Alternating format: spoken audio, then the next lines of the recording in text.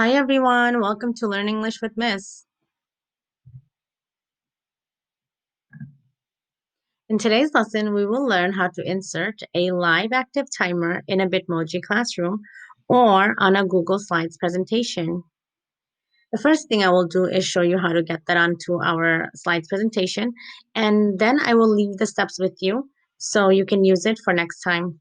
Let's get started.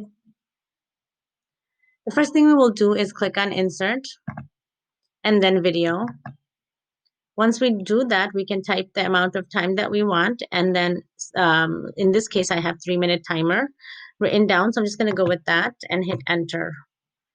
And I did that before. I did the search before. So as you can see, my search is already here and it has appeared. I'm just going to select this one and click on select.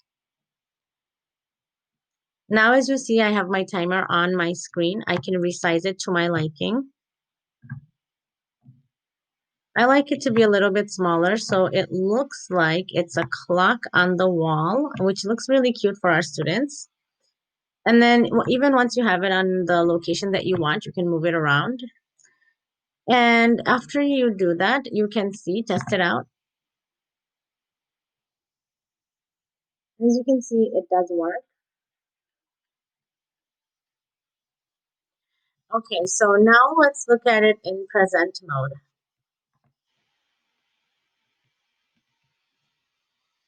So there's our Bitmoji timer, and we can also, it works in present mode as well.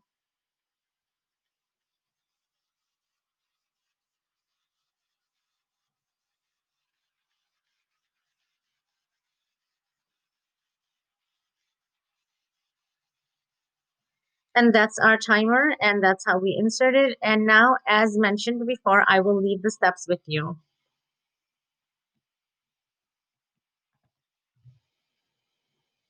Step 1, click on Insert. Step 2, select video.